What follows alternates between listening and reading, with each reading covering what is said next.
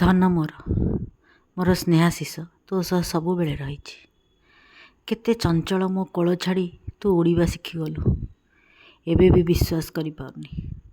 ତୁ ଯେତେ ବଡ଼ ହେଇଯା ପଛେ ମୋ ପାଇଁ ମୋ ଗେହ୍ଲି ଅଲିଅଳି ମୋ ଆଖିର ତାରା। ମୋ ନୟନ ପିତୁଳା ତୋ ଆଖିରେ ମୁଁ ଦୁନିଆରେ ରହିବାକୁ ଚାହେଁ, ଦୁନିଆ ଦେଖିବାକୁ ଚାହେଁ। ଜାଣିଛି ତୋ କୁନି କାନ୍ଧରେ ଏତେ ବଡ଼ ଆଶା ଲଦି ଦେଇ ତୋ ପକ୍ଷକୁ ମୁଁ ଭାରାକ୍ରାନ୍ତ କରୁଛି। କିନ୍ତୁ ଧନ ମୋର, ତୁ ସ୍ୱାର୍ଥପର ମୋତେ କହିପାରୁ, ତଥାପି ଏଇ ସ୍ୱାର୍ଥ ହିଁ ମୋର ଅନାବିଳ ପ୍ରେମ।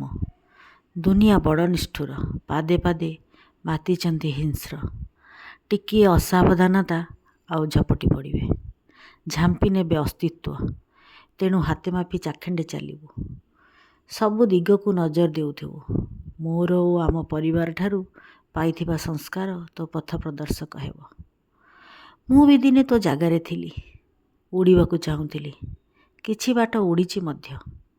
କିନ୍ତୁ ଭୟ ସଙ୍କୋଚ ମୋର ପକ୍ଷ ଛେଦନ କଲା। ମୁଁ ସେସବୁଠାରୁ ନିଜକୁ ସୁରକ୍ଷିତ କରିବା ପାଇଁ ଖୋଳପା ବାଛି ନେଲି। କିନ୍ତୁ ମୁଁ ଚାହେଁ ନାହିଁ ତୁ ବି ଖୋଳପା ଭିତରେ ରହିଯା। ଦୁନିଆ ଭାରି ସୁନ୍ଦର ଓ ରଙ୍ଗୀନ, ତାକୁ ଆବିଷ୍କାର କରେ। ସେଥିପାଇଁ ନିଜକୁ ସଶକ୍ତ ଓ ସୁଦୃଢ଼ କରେ।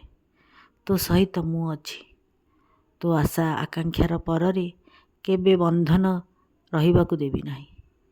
ତତେ ଆକାଶରେ ମୁକ୍ତ ବିହଙ୍ଗମ ପରି ଉଡ଼ିବା ଓ ଉଚ୍ଚତାକୁ ଛୁଇଁବା ଦେଖିଲେ ମୁଁ ଯେ ସେ ଉଚ୍ଚତାକୁ ଛୁଇଁବା ପରି ଅନୁଭବ କରିବି। ବିଦ୍ୟା ଆମକୁ ବିନମ୍ର କରେ। ନିଜକୁ ବିନମ୍ର କଲେ ହାଲୁକା ଅନୁଭବ କରିବୁ। ହାଲୁକା ହେଲେ ଉଡ଼ିବାକୁ ସହଜ ହେବ। ତୁ ଭାବୁଥିବୁ ମାମା ତୋର ଏମିତି ପାଗଳି ଭଳି କହୁଛି। କିନ୍ତୁ ଧନ, ମୁଁ ଦୁନିଆକୁ ଯେତିକି ଦେଖିଛି ଜାଣିଛି ତତେ ଜଣେଇବାକୁ ଚାହୁଁଛି। ମୁଁ ଜାଣିଛି ଏବେ ସୋସିଆଲ ମିଡ଼ିଆରେ ସବୁ ଘଟଣା ଦୁର୍ଘଟଣା ବାହାରୁଛି। ସବୁ ଉପରେ ନଜର ରଖିଥିବୁ ନିଶ୍ଚୟ। ମୁଁ ଆଉ ଅଧିକ କ'ଣ କହିବି। ଦୂରରେ ରହୁଛୁ ବୋଲି ଚିନ୍ତା ଲାଗି ରହୁଛି। ଠିକ୍ ସମୟରେ ଖିଆପିଆ କରୁଥିବୁ। କିଛି ଅସୁବିଧା ଅନୁଭବ କଲେ ନନାଙ୍କୁ କି ମୋତେ ଫୋନ୍ କରିବୁ। ମୋ ମନ କଥା ଓ ଚିନ୍ତାକୁ ଫୋନ୍ରେ କହିପାରିବିନି ବୋଲି ଏଇ ଚିଠିର ସାହାରା ନେଲି। ପାଠ ପ୍ରତି ଏକାଗ୍ର ରଖିବୁ। ଏକାଗ୍ରତା ଓ ନିଷ୍ଠା ସଫଳତାର ଚାବିକାଠି। ଆଉ ବେଶୀ ଲେଖୁନି। ଚିଠି ପାଇ ପଢ଼ିଲା ପରେ ଫୋନ୍ କରିଦେବୁ। ମୁଁ ଜାଣିଛି ଆମେ ସବୁଦିନ ଫୋନ୍ରେ କଥା ହେଉଛେ, କିନ୍ତୁ ଏଇ ଚିଠି ପରର ତୋ ଫୋନ୍ ନିଶ୍ଚୟ ସ୍ୱତନ୍ତ୍ର ହେବ।